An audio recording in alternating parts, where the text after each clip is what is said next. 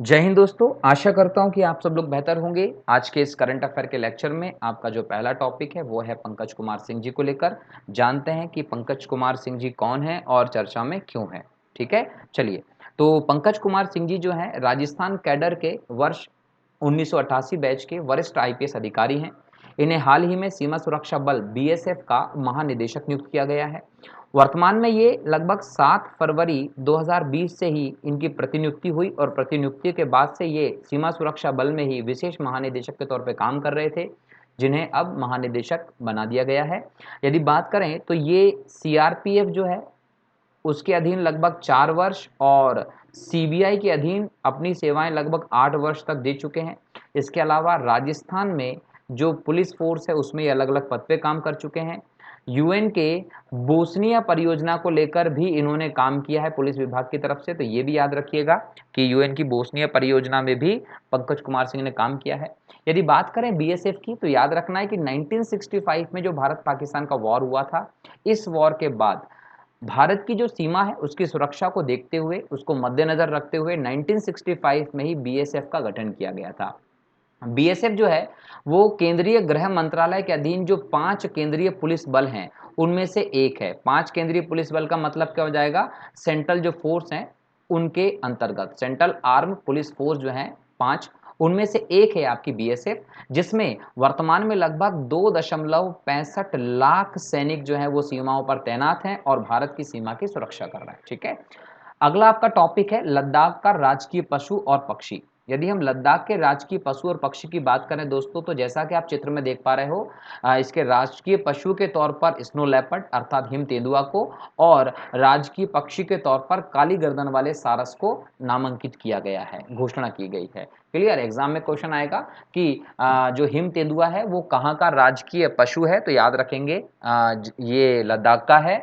और काली गर्दन वाला सारस कहाँ का राजकीय पक्षी है, तो ये लद्दाख का ही बनाया गया है। और लद्दाख हाल ही में संघ शासित प्रदेश के तौर पर बनाया गया था। जम्मू कश्मीर से लद्दाख को अलग करके केंद्र शासित प्रदेश को के रूप में मान्यता दी गई थी, जिसके बाद से इसकी संस्कृति, इसकी इकोनॉमी और यहाँ के बच्चों की पढ़ाई और इन सब चीज़ों को लेकर एक स्पेशल ट्रीटमेंट किया जा रहा है, व्यवस्थाएं की जा रही हैं। ठीक है, तो ये पूरी व्यवस्था की गई है। लेकिन इसके अलावा हम इन दोनों जानवरों के बारे में बात करें तो जो हिम तेंदुआ है वो इम्पोर्टेंटली यदि हम बात करें तो पश्चिमी हिमालय में मिलता है, मुख्य तौर पर जम्मू और कश्मीर वाले क्षेत्र में, लद्दाख वाले क्षेत्र में ये मिलता है। इसके अलावा जो हिम तेंदुआ है वो हिमाचल प्रदेश में मिलता है, उत्तराखंड में मिलता है ना। पूर्वी हिमालय के सिक्किम में, अरुणाचल प्रदेश में भी हिम तेंदुआ मिलता है। और ये आईयूसीएन की संकटग्रस्त प्रजातियों में शामिल है। कहाँ?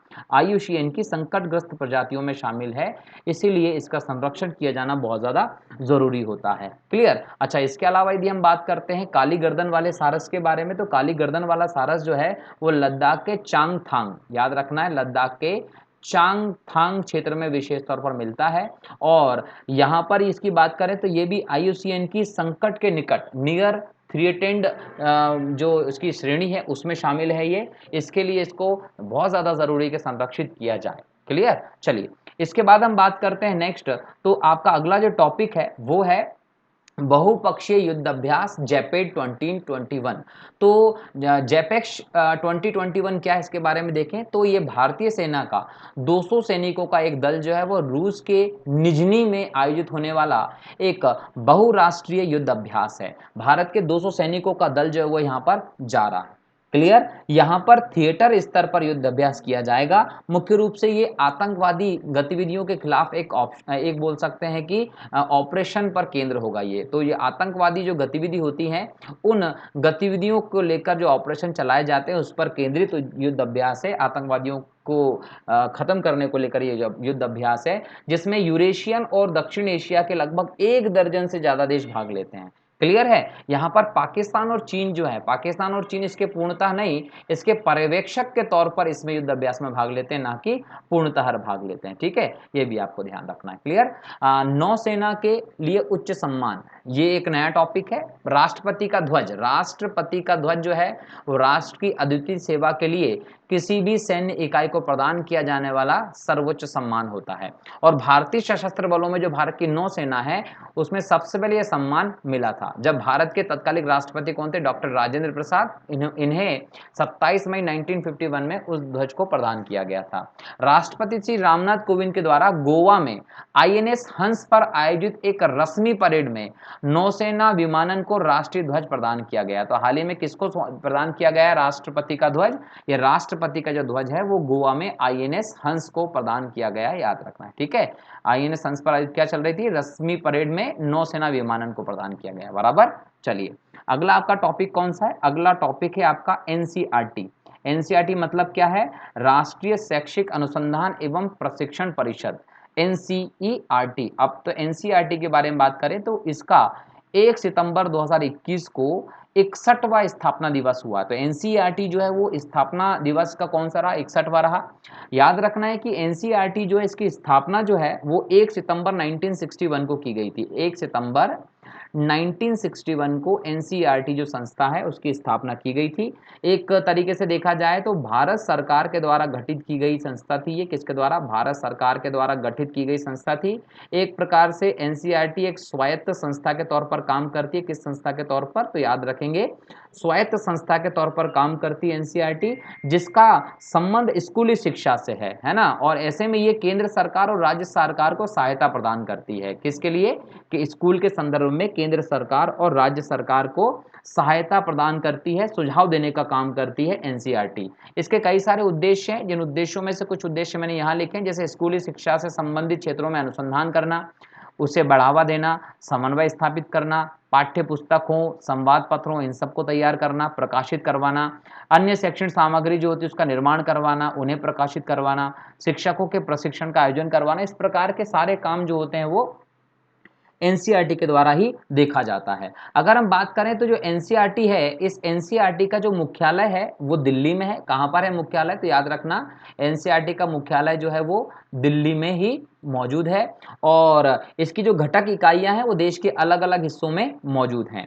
क्लियर? चलिए इसके बाद आपका जो नेक्स्ट टॉपिक है वो है रुडोल्फ विगल। दोस्तों बहुत इंपॉर्टेंट टॉपिक है जिसको आपको याद रखना है। 2 सितंबर 2021 को गूगल ने डूडल बनाकर पॉलिश आविष्कारक डॉक्टर और इम्यूनोलॉजिस्ट जो थे रुडोल्फ विगल, इनकी 138वीं जयंती मनाई। कौन सी जयंती मनाई है? तो 138वीं जयंती मनाई है। तो रुडोल्फ जो विगल हैं, आपने देखा होगा अभी गूगल जब आपने ओपन किया होगा 2 सितंबर को तो गूगल पे जो एक फोटो लग जाता है उसमें इनकी फोटो लगाई गई थी। अब इनकी फोटो लगाने का कारण क्या रहा? तो सबसे पुराने और सबसे संक्रामक रोगों में से एक रोग जिसका नाम था टाइफस, टाइफस के विरुद्ध यदि हम बात करें तो पहला प्रभावी टीका तैयार करने का काम जो है वो रुडोल्फ विगल ने किया था और इनके इन्हीं कार्यों के कारण इनको 2 बार नोबेल पुरस्कार के लिए नामित भी किया था। यहाँ पर ये शब्द आया है टाइफस। टाइफस क्या है? तो टाइफस जो है वो पुराने और सबसे संक्रामक रोगों में से एक रोग है। इस रोग में बेसिकली हम बात करें तो आपका जो सिर दर्द होना, ठीक है, इसके अलावा सर्दी लगना, इसके अलावा बुखार आना, बुखार के अलावा शरीर दर्द होना, तो ये सारे के सारे लक्षण है किसके? इस टाइफस रोग के। और इसमें कहीं ना कहीं बोल सकते हैं कि तीसरे से 5वें दिन में शरीर पे दाने निकलने लगते हैं, है ना। और ये रोग जो है वो करीबन 2 से 3 सप्ताह की अवधि तक रहता है, जिसके कारण ये परेशानियां आपको देखने को मिलती हैं। और इसके टीके का जो जो निर्माण है वो सबसे पहले रुडोल्फ विगल ने ही किया था, ये आपको ध्यान रखना है। इसके अलावा आप एक और चीज याद रखेंगे कि जो रुडोल्फ विगल हैं इन्होंने बताया था कि जो टीके के माध्यम से कि भाई ये टाइफस रोग जो है इसका भी हम लोग कहीं ना कहीं रोक कर सकते हैं।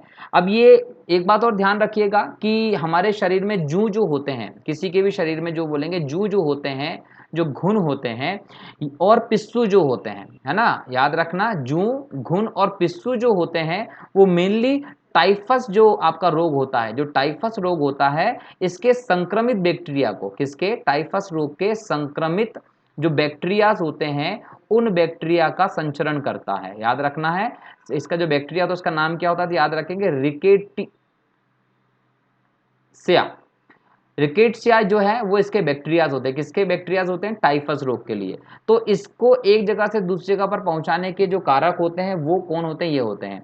और जो रुडोल्फ विगल थे, इन्होंने इसी प्रकार के छोटे छोटे से कीड़ों का एक प्रयोगशाला में नमूना लिया और उसके बाद इस शोध के माध्यम से पता चला था कि जूं किस प्रकार से जो टाइफस रोग उसको फैलाने में योगदान देते हैं। ठीक है, और इसी के बाद से ही उन्होंने इस टाइफस रोग के लिए वैक्सीन बनाने का काम कर दिया था। क्लियर है? तो 1936 में कहीं ना कहीं जो विगल हैं, याद रखें 1936 में जो विगल हैं उन्होंने सबसे पहले इस प्रकार की वैक्सीन का प्रयोग किया था। कब किया था? 1936 में पहली बार इस प्रकार की वैक्सीन का प्रयोग किया था। क्लियर हो गया? चलिए आगे बढ़ते हैं। तो प्रथम नौसेना अभ्यास भारत और अल्जीरिया के बीच में। याद रखना है कि भारतीय और अल्जीरिया की जो नौसेना है, इन नौसेनाओं ने समुद्री सहयोग को बढ़ाने के लिए अल्जीरियाई तट पर पहले नौसैनिक अभ्यास में भाग लिया है। तो ये पहली बार है कि इन दोनों सेनाओं ने अपने नौसैनिक अभ्यास में भाग लिया है। कुछ ही दिनों पहले मैंने एक करंट अफेयर के लेक्चर में आपको मोरक्को और अल्जीरिया के बीच के विवाद के बारे में बताया था कि किस प्रकार से मोरक्को और अल्जीरिया ने अपने राजनीतिक संबंधों को समाप्त कर लिया था, और अल्जीरिया और मोरक्को की अलग अलग विशेषताओं को भी मैंने बताया था आपको।